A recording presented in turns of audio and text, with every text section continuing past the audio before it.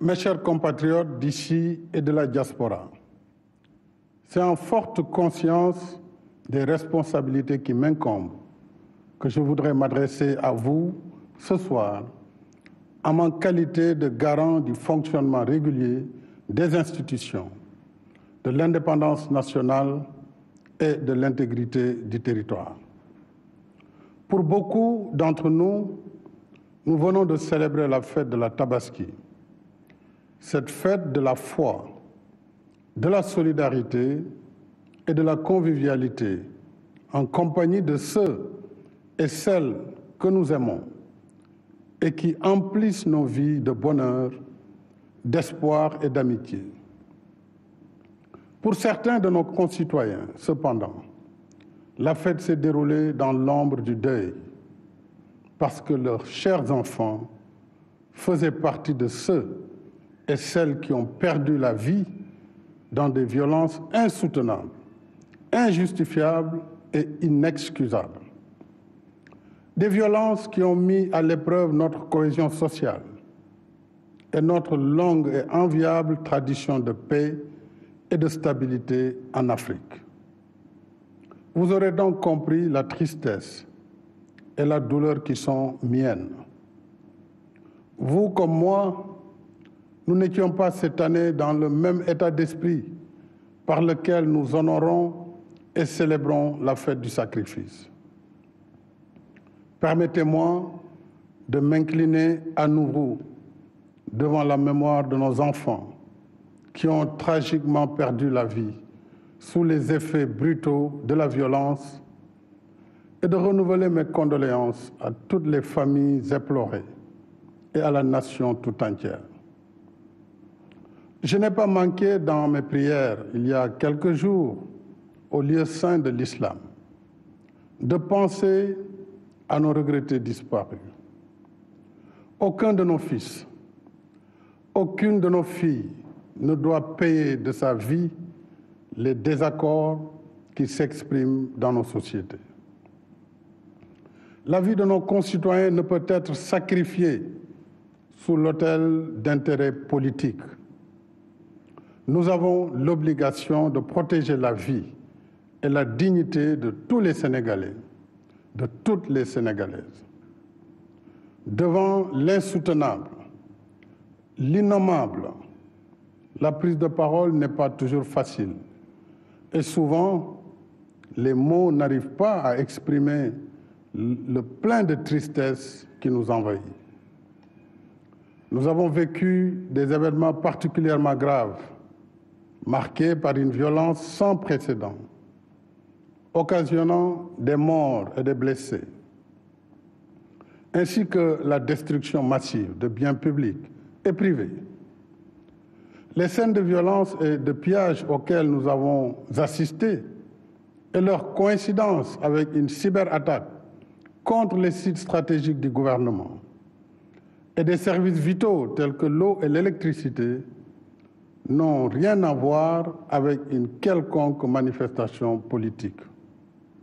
Rien, ni aucune revendication ne saurait justifier qu'on tue, qu'on diffuse des messages de haine et de violence dans les réseaux sociaux, qu'on saccage et brûle des biens publics et privés, y compris des moyens de transport, des commerces, des lieux de culte, des domiciles, des consulats, des ambulances, même un corbillard, des universités et des écoles, comme pour éteindre la lumière du savoir, réduire au silence notre élite et notre relève scientifique et intellectuelle, et plonger notre pays dans les ténèbres de l'obscurantisme.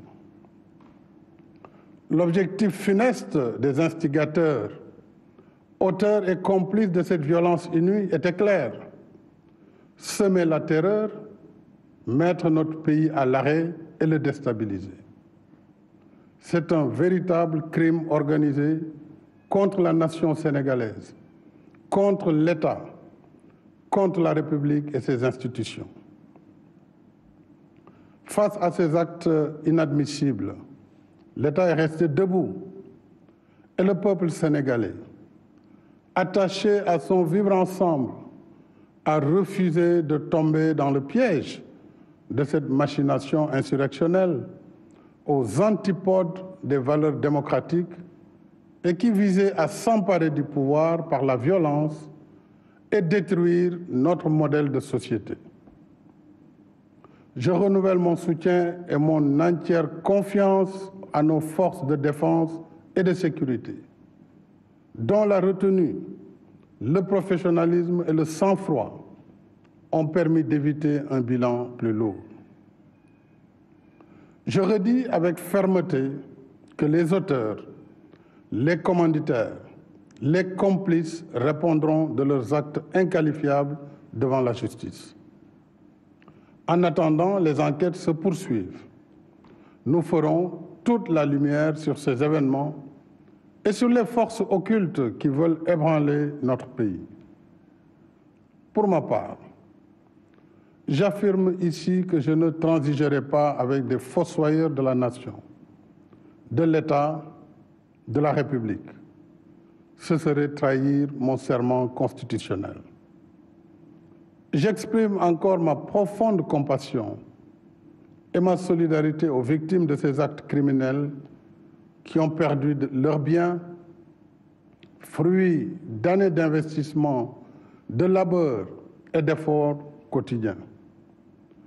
Je pense également à toutes celles et tous ceux plongés aujourd'hui dans la détresse parce que leurs emplois sont perdus ou menacés. C'est le Sénégal qui se lève tôt, qui travaille dur toute la journée et qui se couche tard, qui est ainsi atteint. J'invite fortement les parents et les familles à plus de vigilance. Je demande solennellement aux citoyens, aux leaders d'opinion, à toutes les forces vives de la nation, politiques et apolitiques, soucieux de la sauvegarde des valeurs démocratiques, de la paix, de la sécurité et de la stabilité de notre pays, de soutenir sans réserve l'action de l'État pour mettre en échec le projet pernicieux de déstabilisation du Sénégal. Quand la paix, la sécurité et la stabilité de la patrie sont à ce point menacées, il n'y a point d'indifférence et de neutralité possible.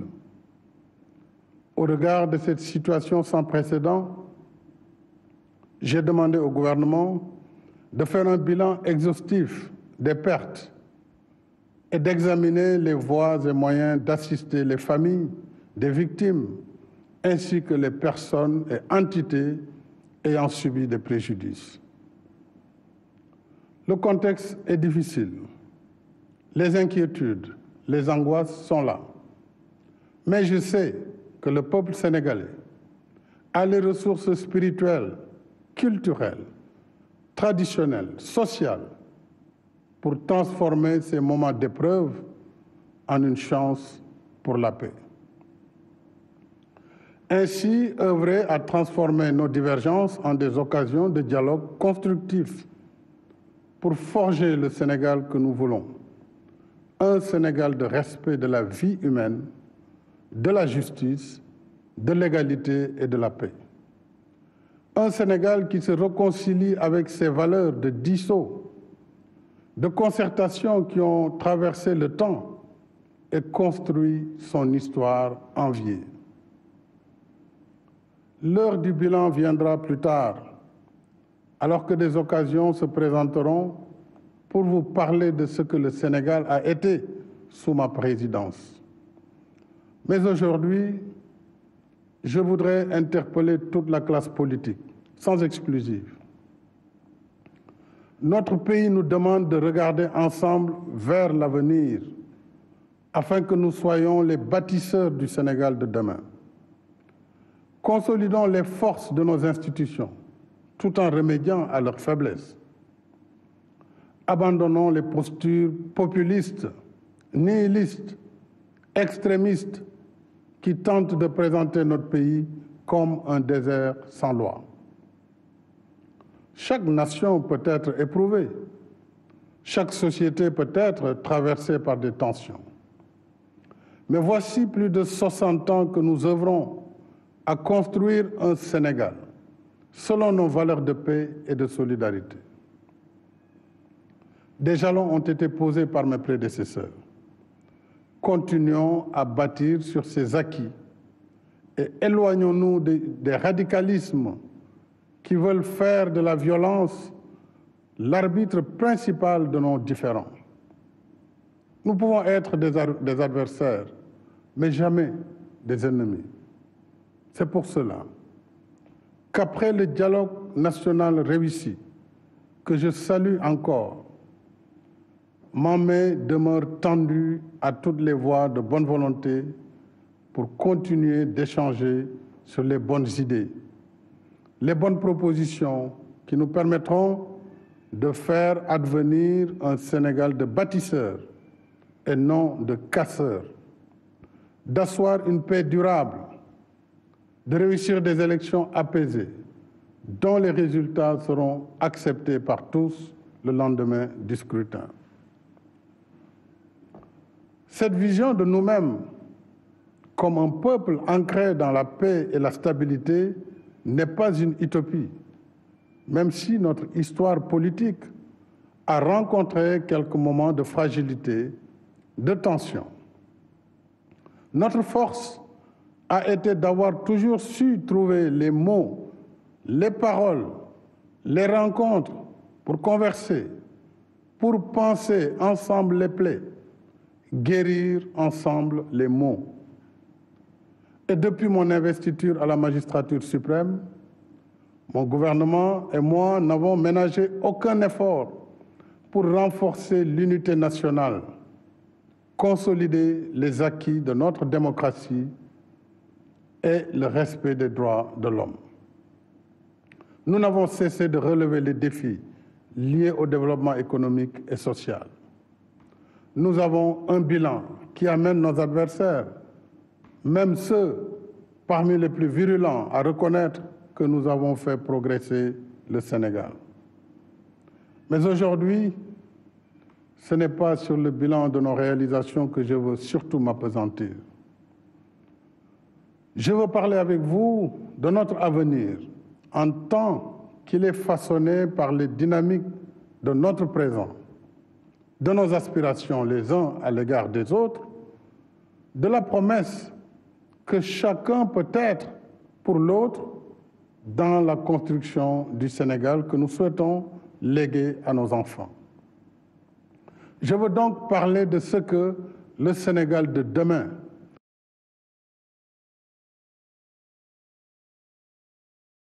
Je veux évoquer nos responsabilités en tant que communauté de destin. Nous sommes condamnés à une solidarité susceptible de préserver l'unité de notre nation, malgré les tensions et divergences qui peuvent nous opposer. Cette solidarité ne signifie pas une totale convergence des points de vue, une uniformisation des consciences, une domination des uns par les autres. Cette solidarité est celle qui nous empêchera de traduire nos désaccords, nos dissonances dans des violences meurtrières, justement parce que nous aurons su nous abreuver dans les sources démocratiques, morales, spirituelles et culturelles du grand peuple sénégalais. Cette solidarité, mes chers compatriotes, c'est celle qui poussera chaque individu à développer les comportements qui ne menacent pas l'avenir de notre nation. Cette solidarité, enfin, c'est celle qui fera de chacun, de chacune de nous, une digue contre la violence. J'entends bien les aspirations du peuple sénégalais, de sa jeunesse en particulier, de ses attentes légitimes en matière de justice socio-économique, de création d'emplois, de renforcement du système d'éducation et de formation professionnelle, de meilleurs cadres de vie. Je comprends la volonté de notre jeunesse de vouloir vivre une vie qui vaut la peine d'être vécue ici au Sénégal et non ailleurs. c'est justement à nous concerter, à repenser ensemble cette solidarité que nous parviendrons en tant que société à répondre aux justes revendications de notre jeunesse et de l'ensemble des citoyens sénégalais. Jamais la violence n'a permis à un pays de répondre aux aspirations de sa population. Loin d'être une solution, la violence et les discours qui la construisent sont les signes d'une démission morale, intellectuelle, politique et citoyenne.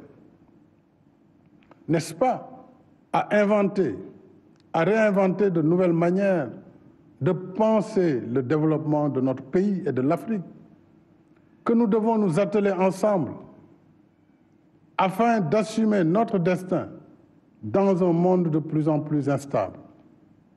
Mais pourrait-on collectivement nous ouvrir à des possibles, produire le meilleur de nous-mêmes, si nos intérêts politiques personnels nous dressent les uns contre les autres, poussant ainsi une partie de la jeunesse dans la banalisation de la violence? À l'heure où se reconfigurent les rapports de pouvoir au niveau global, où la révolution numérique nous plonge dans des ailleurs incontrôlés, le Sénégal et l'Afrique, de manière générale, ont plus que jamais besoin de se réarmer scientifiquement et intellectuellement pour la production des savoirs et des savoir-faire capables de défendre l'intérêt de nos populations et de nos cultures. Nous avons des intelligences et des ressources humaines ici, mais aussi disséminées à travers le monde, que seul le sens de la solidarité pourrait mobiliser au service d'une Afrique forte dans un monde malmené par des luttes d'influence et de domination. La violence, mes chers compatriotes, est un frein à la mise en œuvre de nos capacités, de notre engagement à faire émerger un Sénégal prospère, un Sénégal de richesse partagée, bref, un Sénégal de tous, un Sénégal pour tous. C'est fort de la conviction d'un Sénégal enraciné dans les vertus de la paix et du dialogue que j'ai appelé à l'organisation d'un dialogue national ouvert, pluriel et inclusif. Je ne saurais assez remercier le coordonnateur de ce dialogue national, ainsi que les présidents et rapporteurs de commission, de même que tous les participants, sans exception, qui ont su mettre le Sénégal au-dessus de tout pour produire en un temps record des recommandations fort stratégiques sur les différentes dimensions de la vie sociale, politique, économique et culturelle de notre pays. Je salue les conclusions très positives du dialogue national, dont la mise en œuvre débutera cette semaine par la saisine de l'Assemblée nationale pour la modification de certaines dispositions de la Constitution et du Code électoral, entre autres. Mes chers compatriotes, s'agissant de l'élection présidentielle du 25 février 2024, je tiens à ce que le gouvernement prenne toutes les dispositions pour une bonne organisation du scrutin, comme par le passé. En ce qui me concerne, j'ai suivi avec beaucoup d'attention et d'émotion les différentes manifestations de soutien à ma candidature pour un second quinquennat. La dernière étant celle des 512 maires et présidents de conseil départemental sur les 601 que compte notre pays. À cela s'ajoutent les soutiens de la diaspora, de mouvements de jeunes, de femmes, de nos respectés sages, d'enseignants, d'arabisants, de mouvements de religieux et bien d'autres groupes, tous déjà prêts pour mener le combat de ma réélection. À tous ces compatriotes, je voudrais exprimer ma profonde gratitude en réservant une mention spéciale et toute particulière à la coalition Benno Bokk Yakaar, à mon parti, l'Alliance pour la République, et à la grande coalition de la majorité présidentielle. Mes chers compatriotes, ma décision, longuement et mûrement réfléchie, est de ne pas être candidat à la prochaine élection du 25 février 2024. Et cela, même si la Constitution m'en donne le droit. En effet, depuis la révision constitutionnelle de 2016, le débat juridique a été définitivement tranché par la décision du Conseil constitutionnel numéro 1 C-2016 du 12 février 2016. Je sais que cette décision de ne pas être candidat surprendra tous ceux et celles nombreux dont je connais l'admiration, la confiance et la fidélité sincère. Elle surprendra aussi ceux et celles qui souhaitent me voir encore guider la construction du Sénégal, qui trouve de plus en plus ses marques. Mais le Sénégal dépasse ma personne et il est rempli de leaders également capables de pousser le pays vers l'émergence. On a tant spéculé, commenté sur ma candidature à cette élection. Cependant, je n'ai jamais voulu être l'otage de cette injonction permanente à parler avant l'heure, car mes priorités portaient surtout sur la gestion d'un pays, d'une équipe gouvernementale cohérente et engagée dans l'action pour l'émergence, surtout dans un contexte socio-économique difficile et incertain. Contrairement donc aux rumeurs qui m'attribuaient une nouvelle ambition présidentielle, je voudrais dire que j'ai une claire conscience et mémoire de ce que j'ai dit, écrit et répété ici et ailleurs. C'est-à-dire que le mandat de 2019 était mon second et dernier mandat.